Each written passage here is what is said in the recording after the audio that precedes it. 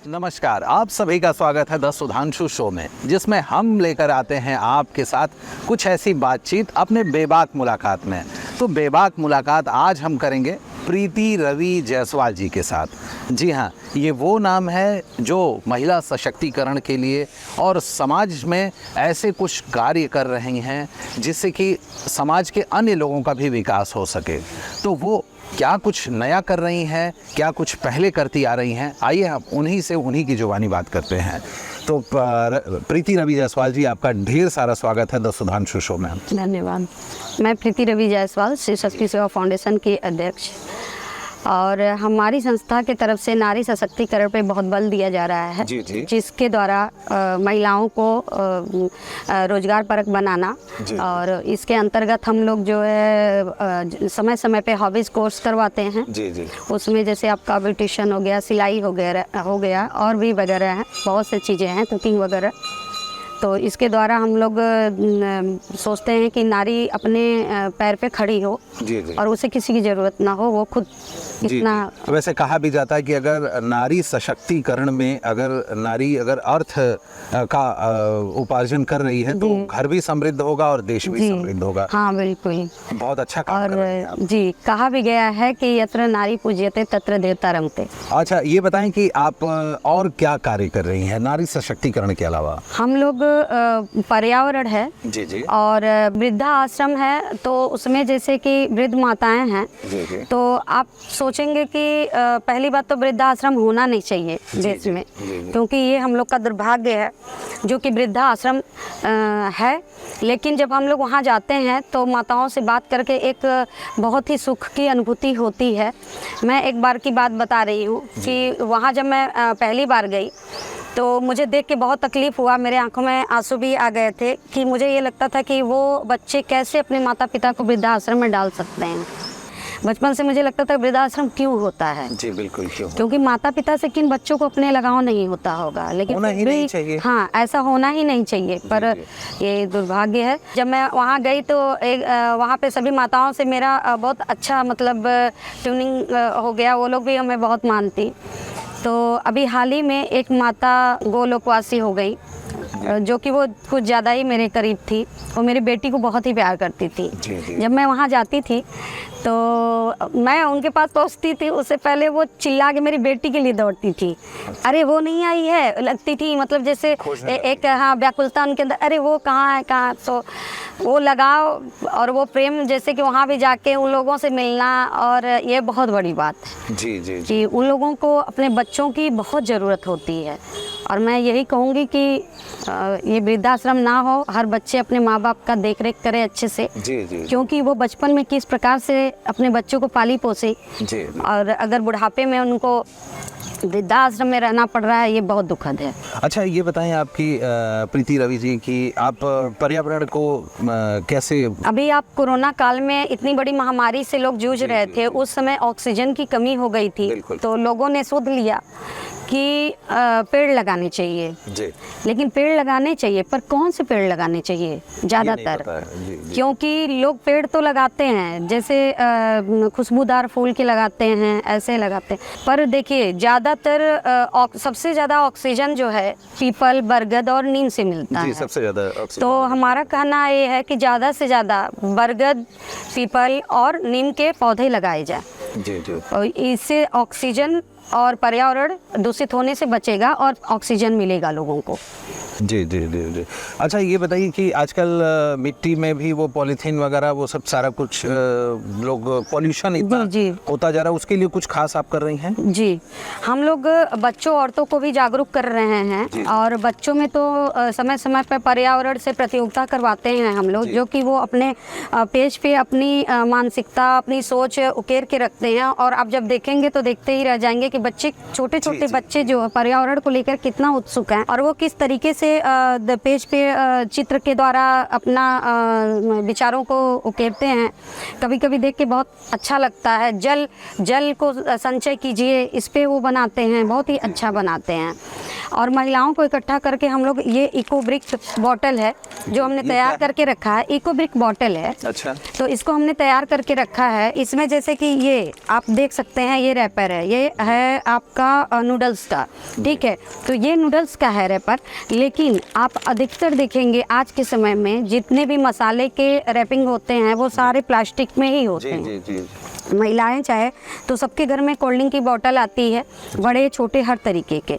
तो cold drink की बोतल को साफ करके और जो है कि ऐसे रैपर्स आते हैं उनको कूड़ेदानी में ना फेंक करके वो अपना इसको एक प्लास्टिक में इकट्ठे करते जाएं, और करने के बाद वो एक दिन खाली समय में अपना बैठ करके इसको ऐसे करके, इस तरह करके, ऐसे फोल्ड करके, आपका जैसे कि ये है तो इसमें आप जो है ऐसे ढक्कन को खोला और इसके अंदर डाल के, अभी ये बना हुआ है, इसमें बहुत ज़्यादा की ज़रूरत नहीं है, थोड़ी ही बहुत की ज़रूरत है। तो इसमें डाल करके एक स्टिक ले लेंगे आप, स्टिक से खूब ऐसे प्रेशर डाल के खूब इसको एकदम मजबूत बनाएंगे। अभी इसको देखिए ये दब नहीं रहा है इतना, ये हाँ, ये ईंटें और पत्थर इतनी मजबूत हो चुकी है। तो आप जैसे कि आप देख रहे हैं यहाँ पौधे लगे हुए हैं, तो पहले लोग क्या करते थे, पौधे को घेरने के लिए ईंटे का यूज करते थे।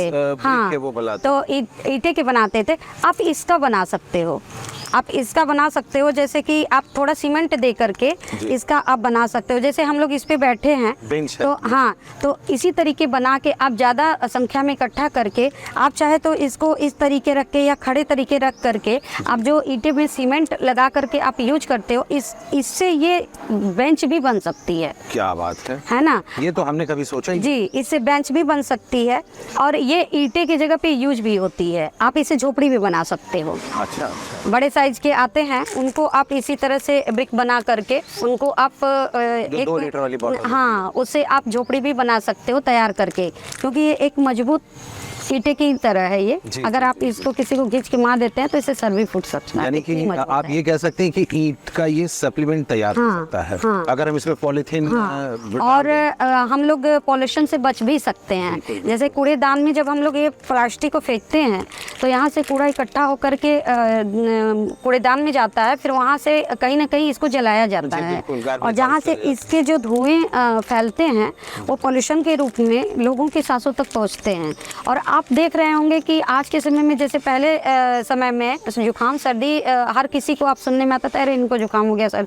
आज के समय में ये हो गया है कि कैंसर के लिए आप सुन रहे हैं कि आप हर किसी को सुनेंगे कि हाँ कि इनको कैंसर है, अरे उनको कैंसर है। तो आज इतना पोल्यूशन खराब हो चुका है कि इसकी वजह से ये है। और आप ये भी देख रहे हैं कि घर घर में एसी लगा हुआ है, वो गर्मी जो बाहर फेंकता है, तो इसके वजह से भी समझ लीजिए कि वृक्ष लगाना बहुत ज़रूरी है, वृक्षारोपण करना चाहिए। मैं तो कहती हूँ कि हर घर में कुछ नहीं, आप मत ज़्यादा लगाइए पौधा, 5 पेड़ जरूर लगाइए, ऐसे पौधा लगाइए जो प्रदूषण को रोकते हो। जैसे कि आप एलोवेरा लगा सकते हो, पाम के पौधे लगा सकते हो, ये सब जो है कि प्रदूषण को रोकते हैं और हवा को स्वच्छ करते हैं। प्रीति रवि जी, आप काफ़ी व्यस्त काम रहता है आपका, काफ़ी व्यस्त रहती हैं, समाज के लिए भी करती हैं, और परिवार भी है, बच्चे भी हैं, पति भी हैं, एक परिवार है आपका। जी, बिल्कुल। तो आप कैसे मैनेज करती हैं?